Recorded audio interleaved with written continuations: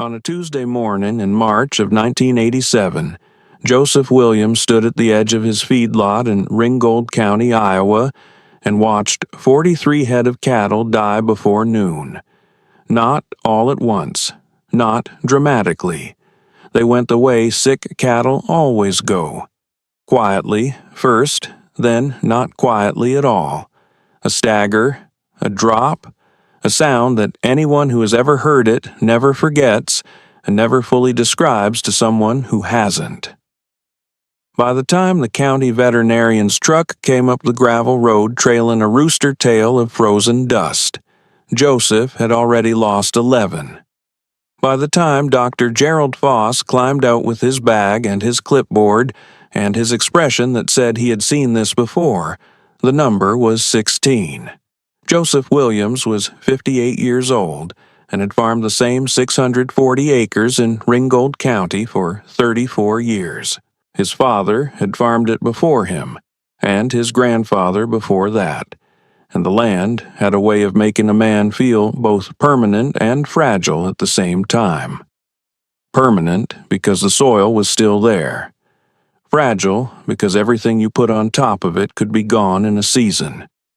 He ran 180 head of mixed Angus and Hereford cattle on 200 acres of pasture and hay ground, and the rest went to corn and beans in a rotation that his father had established in 1948, and that Joseph had not seen any reason to change. He was not a man who changed things without reason. He was not a man who panicked easily. But standing in that feedlot on that Tuesday morning in March, watching Gerald Foss move from animal to animal with a growing stillness in his face that was worse than any diagnosis, Joseph Williams felt something he had not felt in 34 years of farming. He felt helpless. Let me tell you about what Gerald Foss found, because it matters to everything that follows. The cattle were dying of something that looked, on the surface, like hardware disease, the catch-all term for when cattle ingest metal debris and it perforates the reticulum, the second stomach chamber, causing infection and organ failure. Foss had seen hardware disease. He knew what it looked like. He knew what it cost.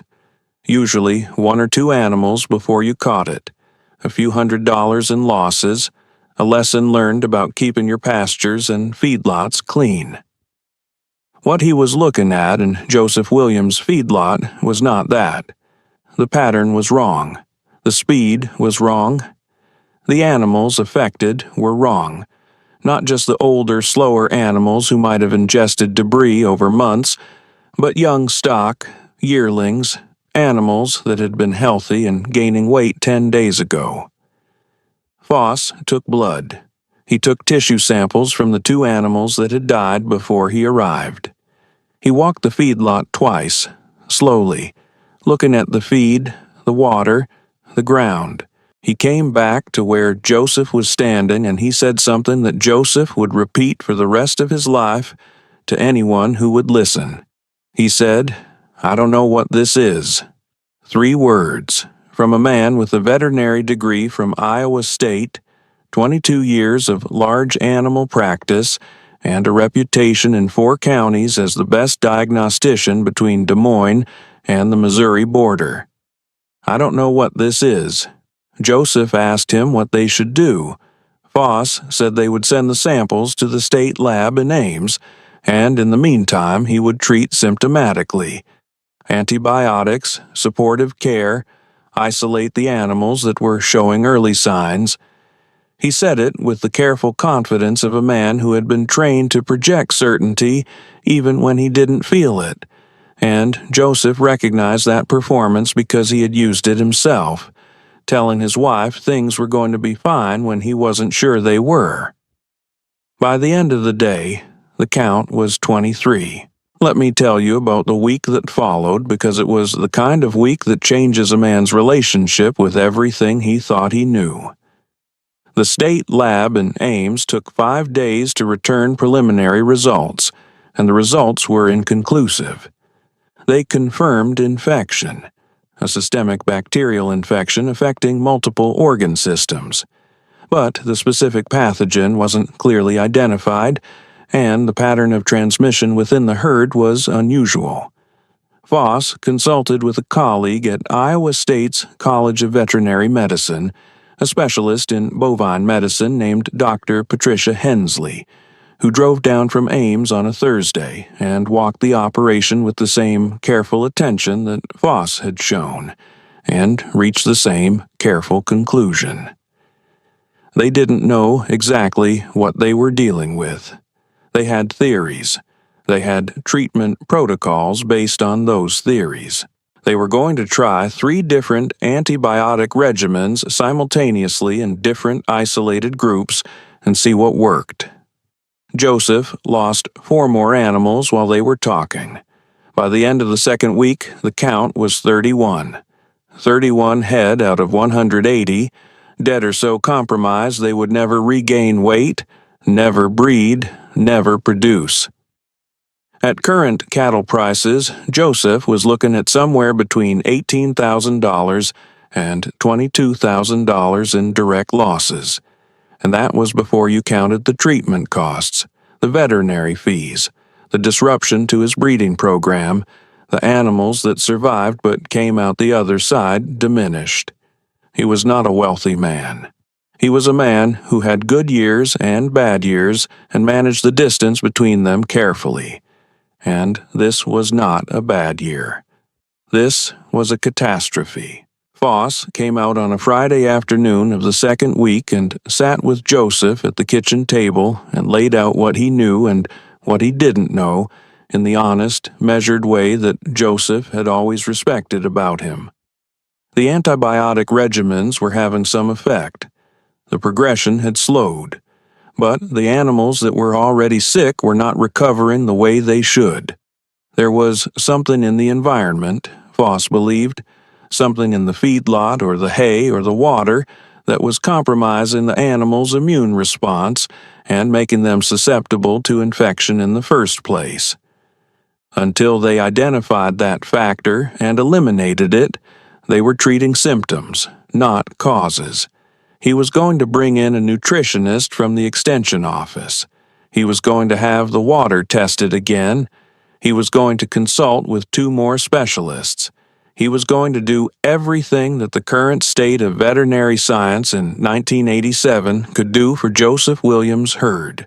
Joseph's wife, Margaret, refilled their coffee cups and didn't say anything. Their son, Kevin, who was 24 and had come back to the farm after 2 years at community college, sat in the corner of the kitchen and listened. After Voss left, Kevin said, "Dad, what about Grandma Eunice's book?" And Joseph looked at his son for a long moment and said, "That's not medicine, Kevin." And Kevin said, "I know." And neither of them said anything else about it that night. Let me tell you about Eunice Williams, because you cannot understand what happened next without understanding the woman first. Eunice Williams was Joseph's grandmother on his father's side, born in 1891 in a farmhouse 3 miles from where Joseph's house now stood, on ground that was already Williams' ground by then. She had grown up in the era before county veterinarians, before extension services, before the systematic professionalization of American agriculture. An era when the knowledge of how to keep animals alive lived not in institutions, but in people. Specifically, in the women who managed the household animals, the kitchen gardens, the medicinal plants, the small-scale remedies that kept a working farm functional between the rare visits of a doctor or a vet. Eunice had been one of those women. She had been, by all accounts, exceptional at it. She had a memory that her family described as photographic and a curiosity that was, for a woman of her time and place, almost unseemly in its intensity. She had read everything she could get her hands on: agricultural bulletins, herbal medicine texts, the letters and journals of other farm women, the old German and Scandinavian remedies that the immigrant families in the county had brought with them from the old country. And she had kept a book. Not a diary, not a recipe book, a working document added to over decades that recorded every treatment she had ever used on an animal or a person, with the plant or substance used, the preparation method, the dosage, the result, and her own notes on what she thought was happening physiologically.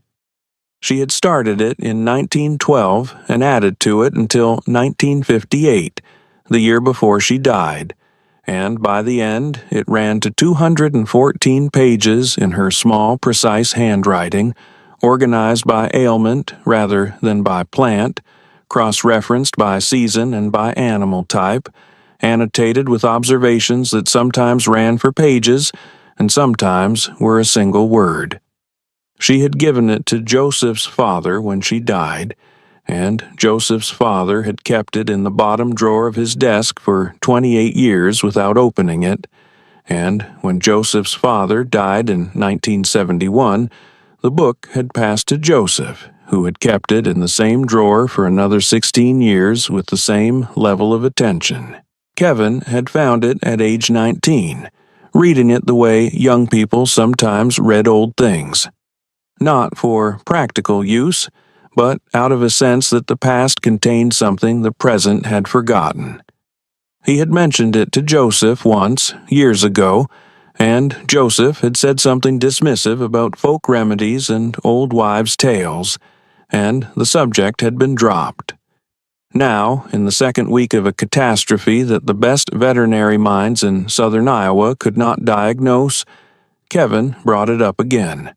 He brought the book to the table the next morning without asking permission. It was a composition book, the old kind with the black and white marbled cover, but thicker than a standard composition book. Eunice had added pages, stitching them in with a careful hand, so that the spine was swollen and the cover didn't quite close flat. Joseph looked at it for a moment without touching it. Then he picked it up. Let me tell you about what Eunice Williams had written, because it is the reason this story is still being told. On page 47, under the heading Cattle Sickness, Winter and Spring, Feedlot and Barn, Eunice had written a description of a syndrome she called slow death fever, which was not a medical term but a descriptive one. Animals that appeared healthy, then declined gradually over days or weeks, with staggering, dropping, and a systemic infection that resisted the common remedies of her day. She had seen it first in 1919, lost 7 animals to it before she understood what was happening, and then seen it again in 1931 and in 1944. She had identified, through observation and through correspondence with 2 other farm women in neighboring counties who had seen the same thing, that the syndrome appeared almost exclusively in late winter and early spring, in animals that had been confined to feedlots or barns through the winter, and that it was associated with specific conditions. A combination of what she called sour hay, meaning hay that had been cut and baled in wet conditions and had developed a particular smell and a particular texture, and what she described as standing water in the lot that had gone through repeated freeze-thaw cycles and had taken on a greenish or brownish cast. She had written in her careful hand, "The animals are not dying of the fever. The fever is what happens after. They are dying because something in the bad hay or the bad water has made them unable to fight what they would otherwise fight off easily. Remove the source and treat what has already taken hold, and most of them will recover. The ones that don't recover are the ones that have been eating the bad hay or drinking the bad water the longest." Joseph read that passage 3 times. Then he put the book down and looked at Kevin. Kevin looked back at him. Neither of them said anything for a moment. Then Joseph said quietly, "Where's our hay from this year?" And Kevin said, "The Henderson's field, the one that got rained on twice before we got it in." And Joseph said, "And the south lot water tank." Kevin said, "It's been freezing and thawing since November. There's been some green on it. I've been meaning to talk to you about that." Joseph stood up from the table and put on his coat and went out to the feedlot. Let me tell you about what Joseph Williams did in the next 48 hours, because this is where the story turns. He pulled every bale of the Henderson hay out of the feedlot and the barn. All of it. 340 bales, moved by hand and by tractor, stacked in the field away from any animal. He drained the south lot water tank completely, scrubbed it with a solution that Eunice's book specified, a mixture involving wood ash lye and what she called good vinegar, which Joseph interpreted as apple cider vinegar, applied with a stiff brush and rinsed 3 times with clean water. He brought in fresh hay from a different source, hay he had bought from a neighbor the previous fall that had been baled dry and stored in a closed barn. He ran fresh water lines to temporary tanks in the feedlot. He did all of this without calling Foss, without calling the extension nutritionist, without consulting anyone. He did it because his grandmother had written it down in 1919, and he believed her. Then he called Foss and told him what he had done and why. The silence on the phone lasted long enough that Joseph thought the connection had dropped. Then Foss said, "Joseph, I appreciate that you're trying to do something, but you understand that what you're describing is not," and he paused, choosing his words, "it's not a recognized syndrome. The contaminated hay theory has some merit from a mycotoxin standpoint, but the water contamination you're describing, the freeze-thaw cycling, that's not a known vector for the kind of systemic infection we're seeing. I don't want you to get your hopes up based on, he paused again, based on old notes." Joseph said, "I understand." He said it the way a man says it when he doesn't intend to change what he's doing, but sees no point in arguing. Foss said he would be out Monday to check on the animals. Joseph said that would be fine. They hung up. Let me tell you about what happened over the next 10 days because the numbers tell the story better than anything else. The herd stopped dying. Not immediately. 2 more animals died in the first 72 hours after Joseph changed the hay and the water, animals that had been too far gone before the change was made. But after those 2, the progression stopped. The animals that had been showing early signs, the slight stagger, the reduced appetite, the dull eyes, began to stabilize. By the end of the first week, 3 of the stabilized animals were showing clear improvement, eating normally, moving normally, beginning to regain the alertness that sick cattle lose first and regain last. By the end of the second week, Joseph had lost 33 animals total, but the remaining 147 were alive, and 8 of the previously sick animals had recovered to the point where Foss, arriving on that Monday as promised, stood in the feedlot and said nothing for a very long time. He walked the lot. He examined the recovering animals. He looked at the new hay, the clean tanks, the fresh water lines. He came back to where Joseph was standing and he said, "How?" Just that one word.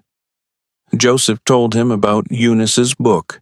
He told him about slow death fever, about the sour hay, about the freeze-thaw water contamination, about the theory that the animals were being immunocompromised before the infection took hold. Foss listened without interrupting, which was unusual for him.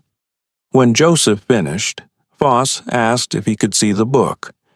Joseph went inside and got it and handed it to Foss, who stood in the cold morning air and read the relevant pages twice, slowly, the way a man reads something that is reorganizing what he thought he knew. Then Foss said something that Joseph did not expect. He said she was describing mycotoxicosis.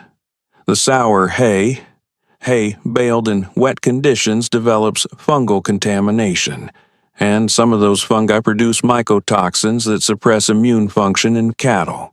It's been documented in veterinary literature since the 1960s.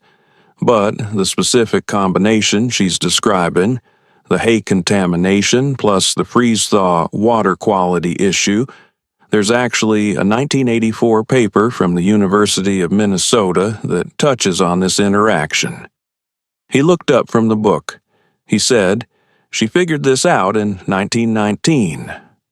Joseph said, "She figured it out because she was paying attention." Foss nodded slowly. He said, "I want to send this book to Dr. Hensley at Iowa State, with your permission. I want her to read it." Joseph thought about it for a moment and said, "You can show her the relevant pages. The rest of it stays here. Let me tell you about what Dr. Patricia Hensley said when she read those pages, because it matters to what came after." Hensley was a scientist, which meant she was trained to be skeptical of anecdotal evidence, and she was skeptical of Eunice's book in the way that a good scientist is skeptical. Not dismissively, but rigorously.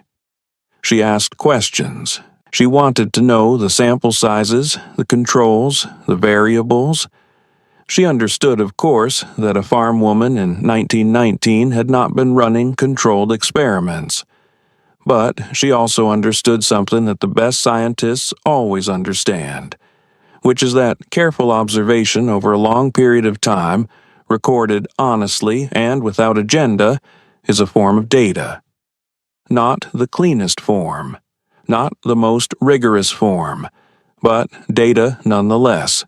And what Eunice Williams had recorded across 46 years of observation was, when Hensley looked at it through the lens of what was known in 1987, remarkably consistent with documented veterinary science on mycotoxin-related immunosuppression in cattle. The specific combination of conditions Eunice had identified, wet-baled hay plus freeze-thaw water contamination in late winter feedlot conditions, was not something that had been formally studied as a syndrome, but the components were individually documented, and the interaction Eunice had described was plausible and, given what had happened to Joseph's herd, apparently real. Hensley wrote a letter to Foss.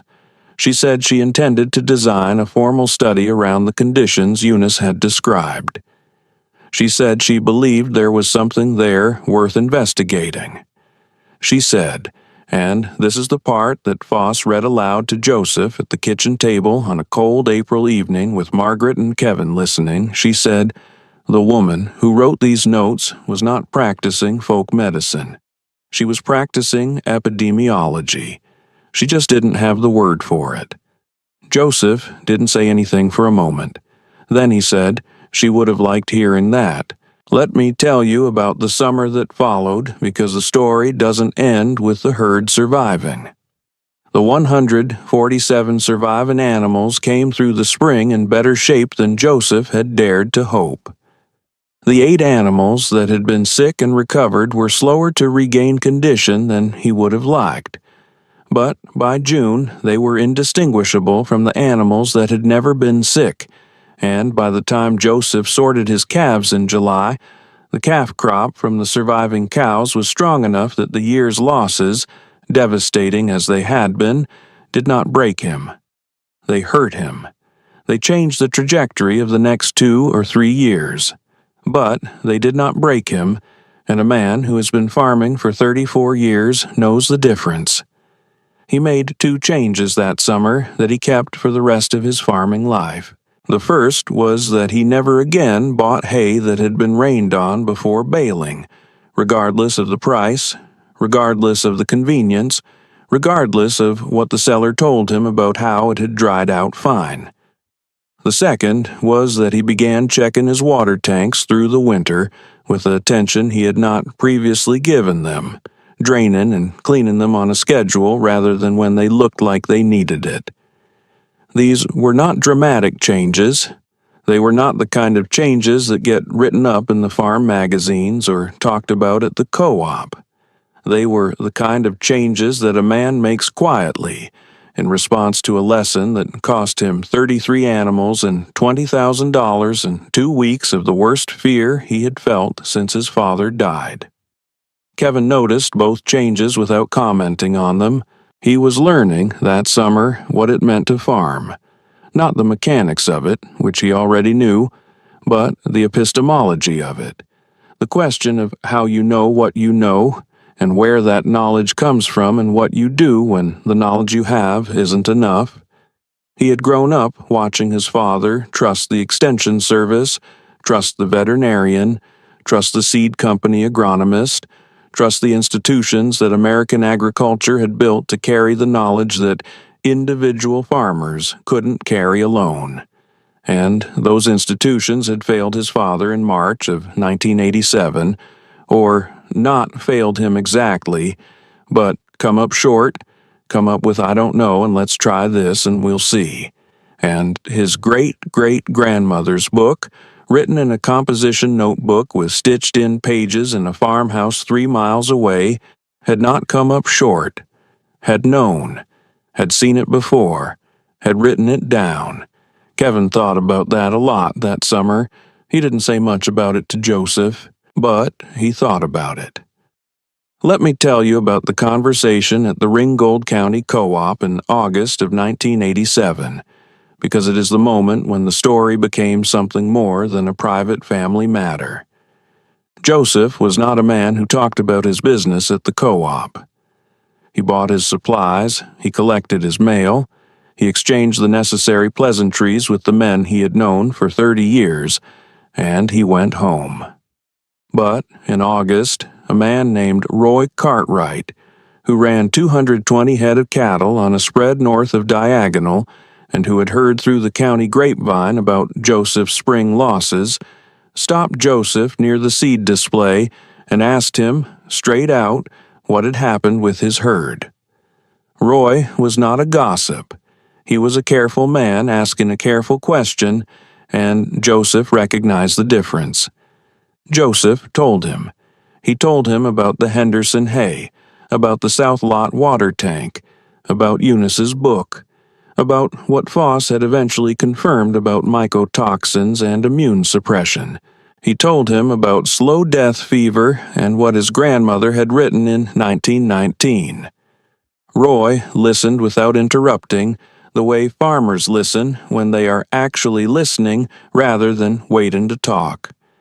When Joseph finished, Roy said, I had 3 animals last February that went the way you're describing. Vet said it was hardware disease. I lost all 3. Joseph said, What kind of hay were you feeding? Roy thought about it and said, Bought some from a guy over in Decatur County.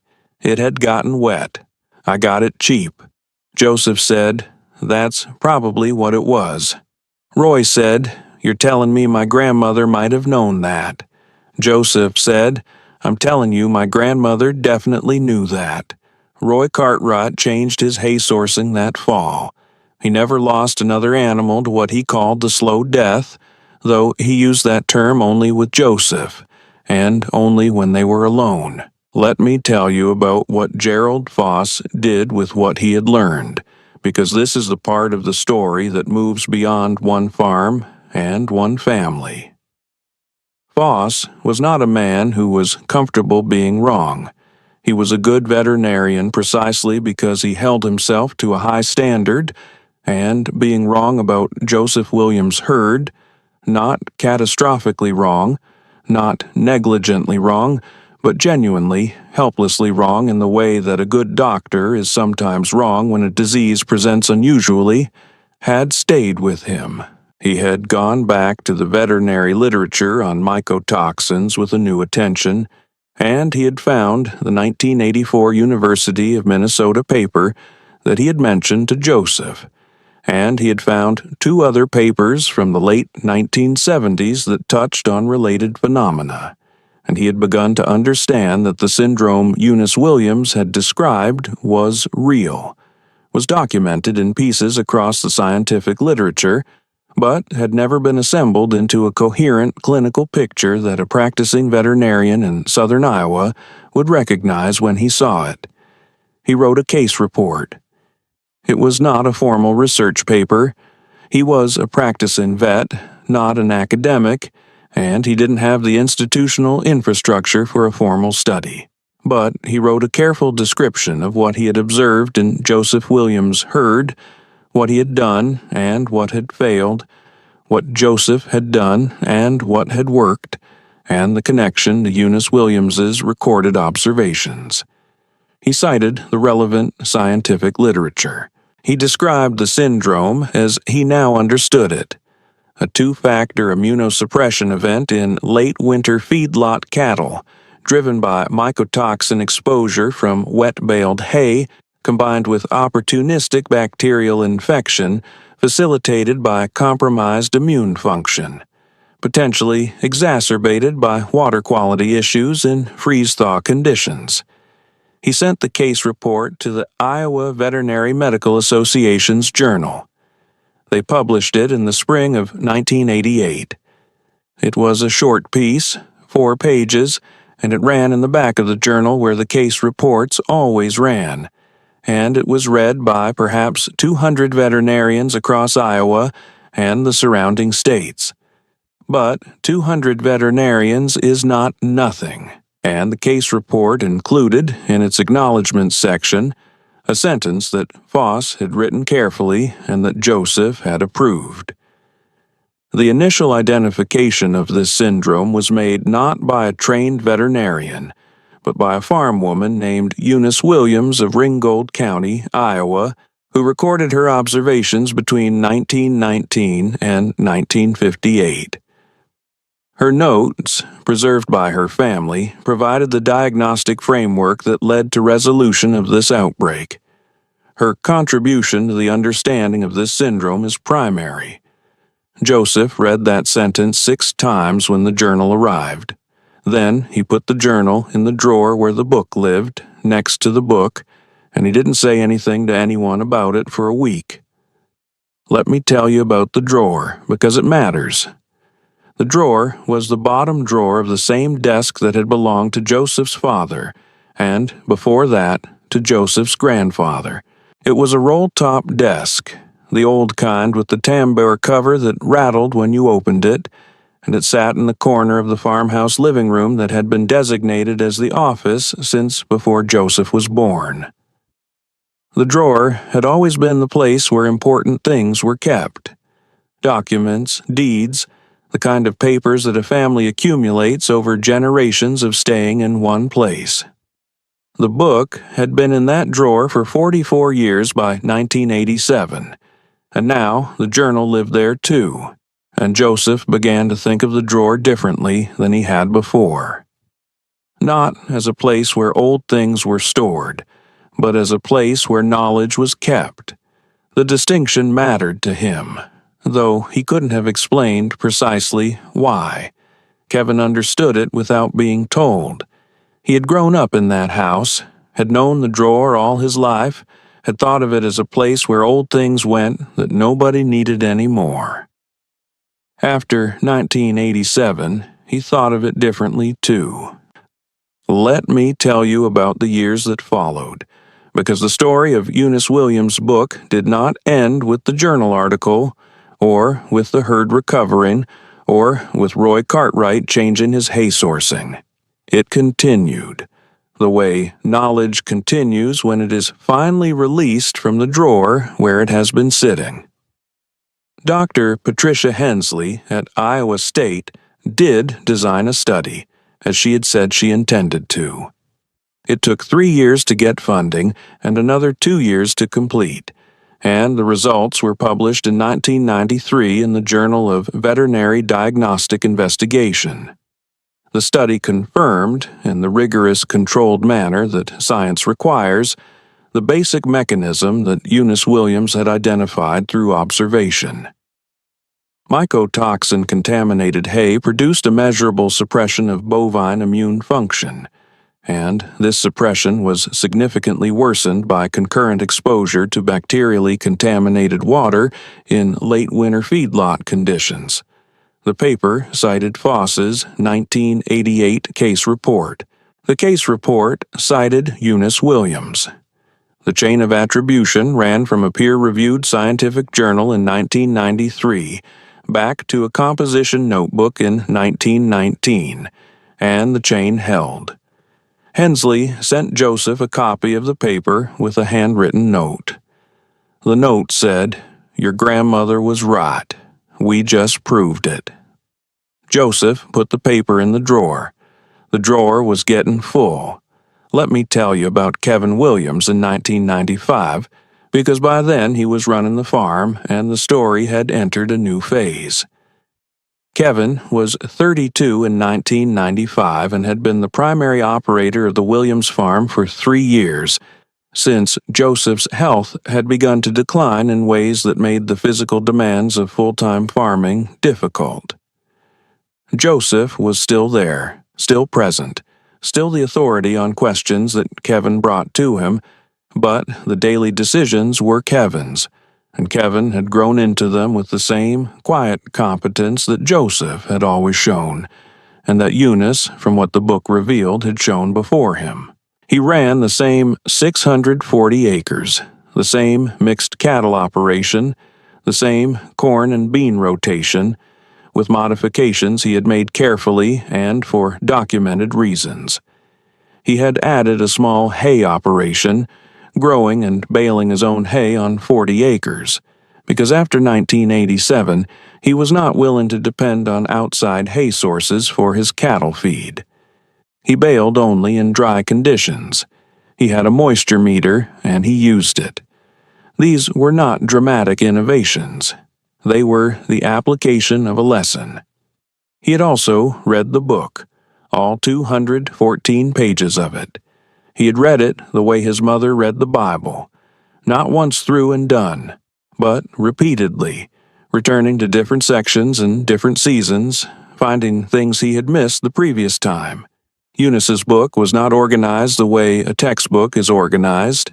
It was organized the way a mind is organized, associatively, with connections that were sometimes obvious and sometimes required you to hold 2 pages in your head simultaneously to see what she was getting at. Kevin had learned to read it that way.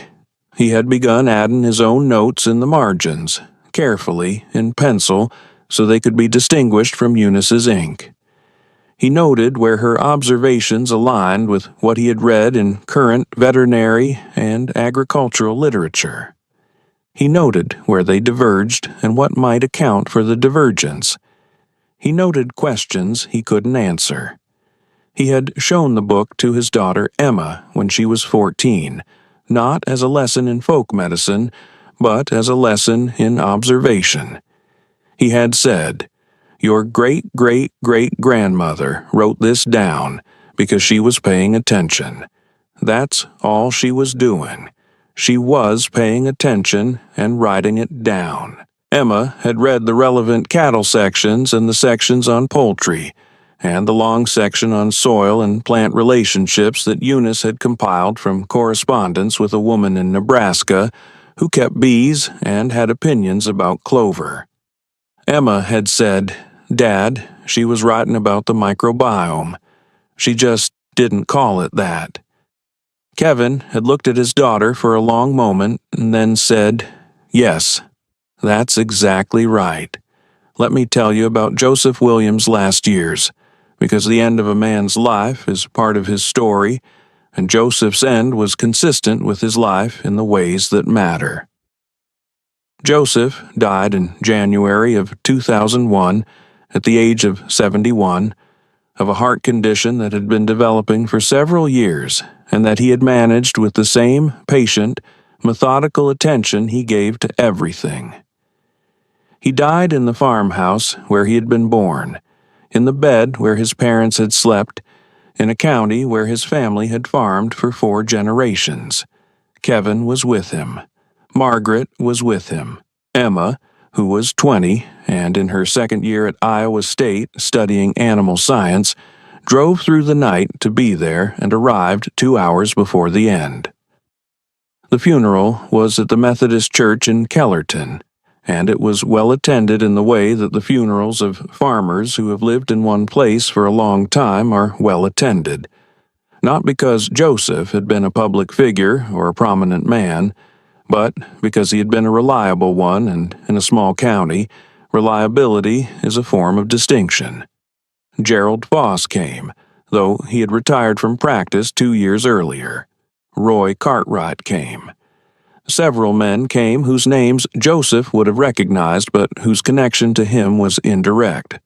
Farmers who had read Voss's 1988 case report, or who had heard the story through the county network, and who felt that the man who had figured out what was killing his cattle deserved to be marked.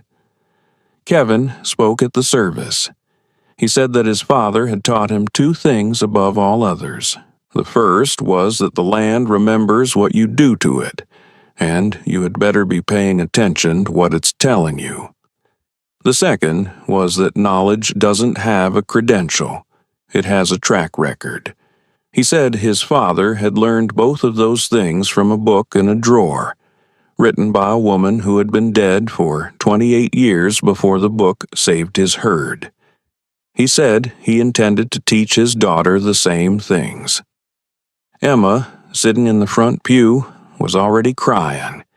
She'd been crying since Kevin started speaking, but when he said that last part, she stopped crying and sat up straight, and the expression on her face was the expression of someone who has just understood something that they have been circling for a long time without quite seeing.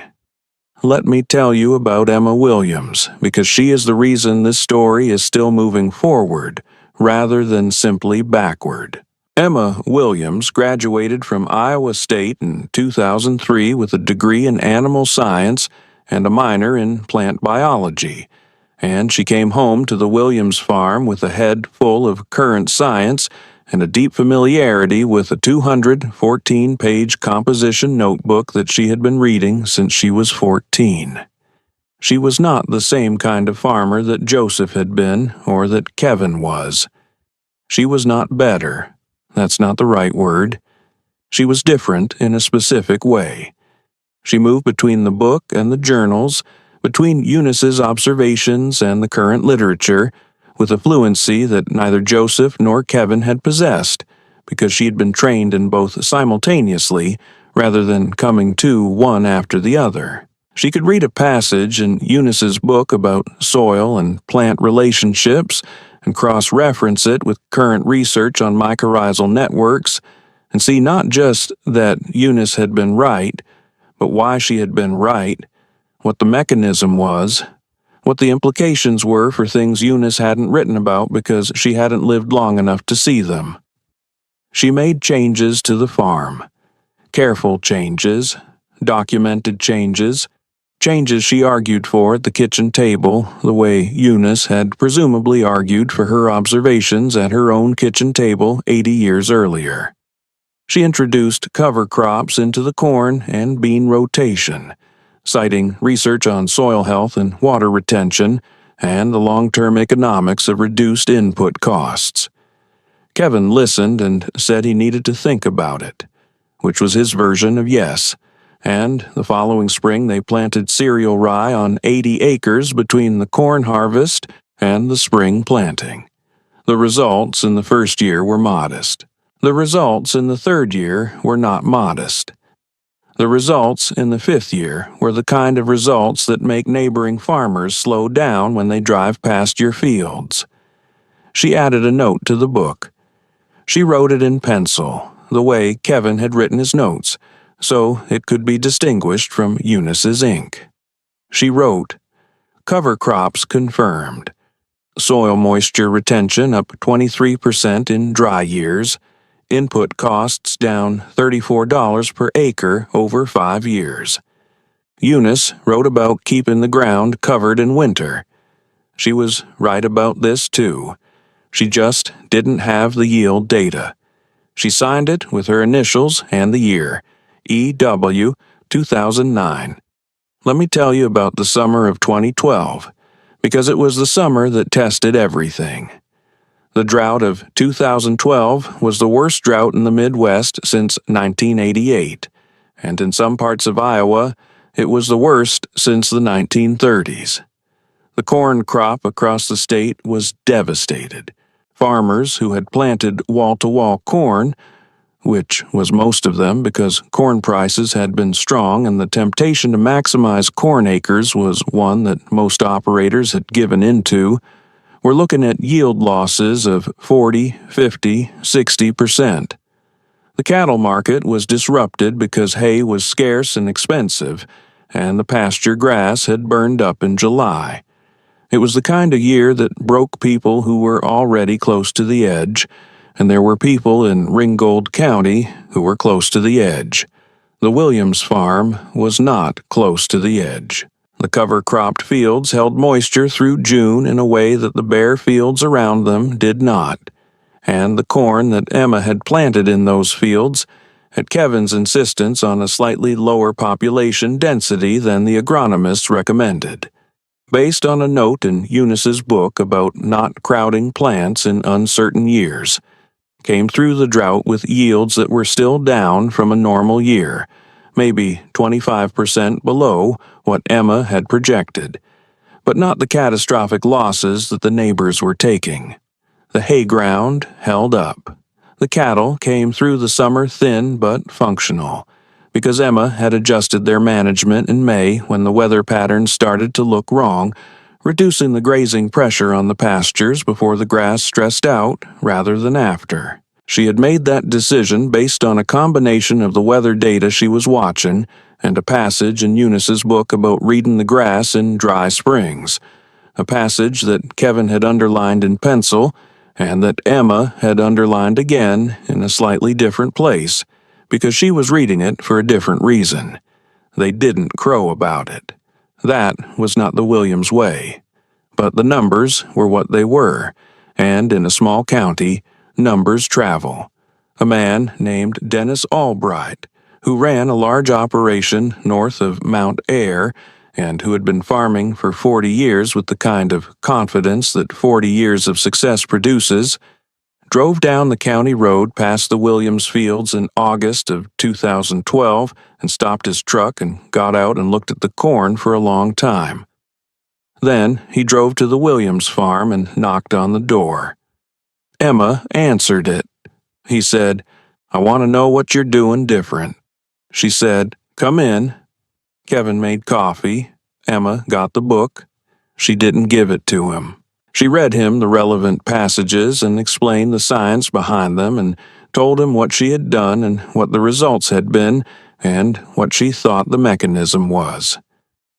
Albright listened the way Roy Cartwright had listened to Joseph in 1987, without interrupting, with the specific quality of attention that a man pays when he is learning something he needed to know.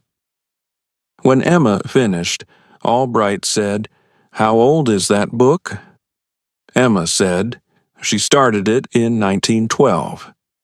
Albright looked at the book for a moment and then looked at Emma and said, "And nobody knew about this?" Emma said, "We knew about it. We just kept it in a drawer." Albright went home and planted cereal rye that fall on 200 acres. The following spring, he planted it on 400. By 2015, he had cover crops on his entire operation, and his input costs had dropped enough that he talked about it openly at the co-op, which meant that other men started asking questions, which meant that the knowledge moved the way knowledge moves in small counties, person to person, field to field, slowly, and then all at once. Let me tell you about the conference in Des Moines in 2014, because it is the moment when the book moved from a family document to something larger. Emma had been asked to speak at the Iowa Sustainable Agriculture Conference by a woman from the Leopold Center for Sustainable Agriculture at Iowa State, who had heard about the Williams Farm's drought performance in 2012 and had driven down to see it herself. Emma had given her the same explanation she had given Dennis Albright: the cover crops, the stocking density adjustments, the moisture management, the long view on soil health, and had shown her the book, and the woman had said, "You need to tell this story to more people." Emma had said she would think about it. Kevin had said, "Emma, go." And so she went. She stood at a podium in a hotel ballroom in Des Moines, in front of 340 farmers and agronomists and extension agents and told the story of Eunice Williams' book. She told it from the beginning, the 1987 outbreak, the veterinarians who couldn't diagnose it, the drawer, the book, the slow death fever, the sour hay, the freeze-thaw water. She told it through the cover crops in the 2012 drought and Dennis Albright stopping his truck on the county road. She had the book with her on the podium, and at one point she read directly from it, Eunice's description of keeping the ground covered in winter, of reading the grass in dry springs, of not crowding plants in uncertain years, and the room was very quiet while she read. Then she said, "This book was written by a woman who never went to college, who never had a research grant, who never published a paper. She wrote it because she was paying attention. She kept it because she believed it mattered. Her family kept it in a drawer for 44 years because they didn't know what else to do with it.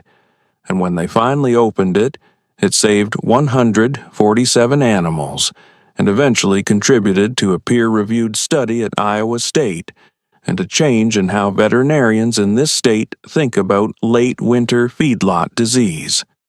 She looked out at the room. She said, "I want you to think about what else is in the drawers, what other notebooks, what other observations, what other careful records kept by people who were paying attention and had no institutional home for what they knew." The room was quiet for a moment. Then it was not quiet. Let me tell you about the drawer now, because it is still there.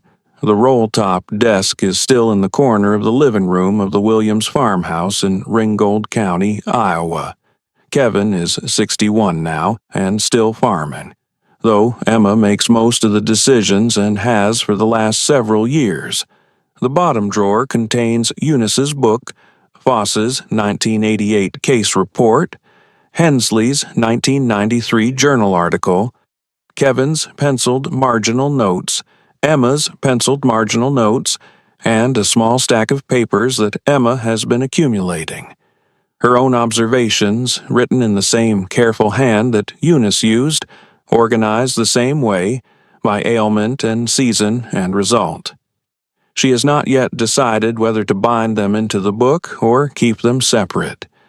She is thinking about it. The book itself is in better shape than you might expect for a document that is 112 years old. Eunice used good ink, and the paper was acid-free by accident. It was the kind of composition notebook that was made before cost-cutting changed the paper stock, and the stitched-in pages have held. Emma had a conservator look at it in 2010, and the conservator said it would last another century with reasonable care. Emma said that was the plan. Last spring, Emma's daughter, she is 11 years old and her name is Ruth, after Eunice's mother, asked her grandmother what was in the drawer. Emma took her to the desk and opened the bottom drawer and took out the book and sat down with Ruth on the old sofa and read her the opening pages, the ones where Eunice explained why she was keeping the book.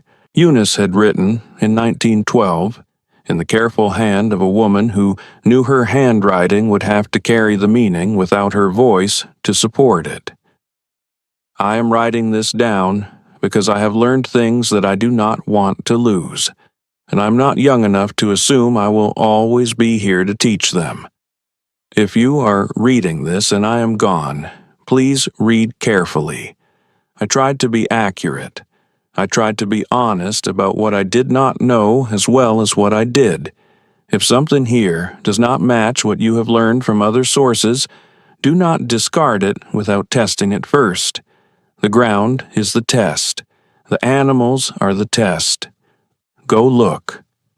Ruth listened to all of that without fidgeting. Then she said, "Grandma, can I write in it too?" Emma looked at her for a moment. Then she said, "Yes, but only in pencil, and only what you've actually seen yourself."